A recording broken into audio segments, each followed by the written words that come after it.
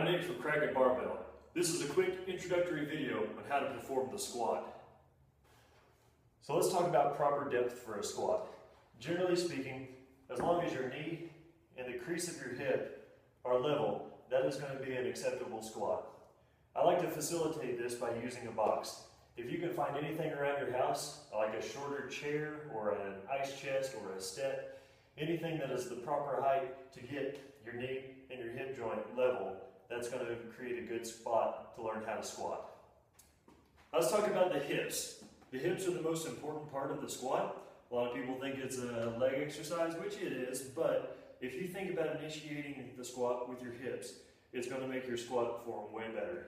So what I mean by that is once you're squared up with your feet just a little bit outside your shoulders, you want to send your hips back. When I say that, I want you to be on your heels with your hips back, with your back flat. So when we're talking about the squat form, we do want to think about driving through our heels. A lot of people, especially if you have mobility issues, when you squat down, you'll have a tendency to come forward onto your toes. Whereas, yeah, you can get some pretty good depth like this. It's really unstable, and unless you've got really good balance, you're just going to fall over. So what we're going to think about is driving through our heels and sitting back. That's really where the box really comes into play. So like I'm talking about with my hips, you want to drive backwards with your hips, and once you get to where you can wiggle your toes, that's when you bend your knees, while keeping your hips back. So think about sitting back and down. And you saw I brought my arms up. That's just another way that you can kind of counterbalance yourself so you don't fall backwards. Okay, so going from the standing position to the squat, back up into the top, is going to look like this. Feet just outside the shoulders, arms out, chest up. Send your butt back, bend to the knees, touch, stand back up.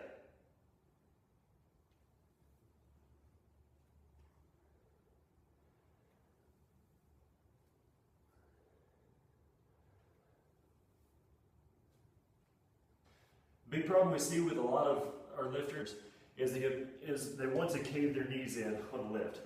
So once you're here, you got your knees just slightly outside your shoulders again, you want to think about keeping this line from here to here vertical.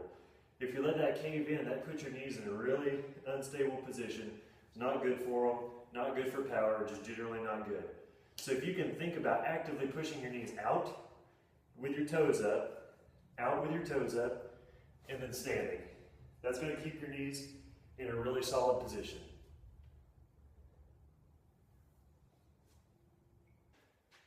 Let's talk about proper range of motion at the top end of the squat. We've already talked about what it is at the bottom.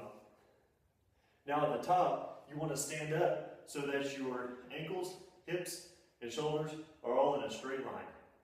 And there you have it. Hopefully you learned something today. Be sure to follow me on Facebook and check out my website at krakenbarbell.com.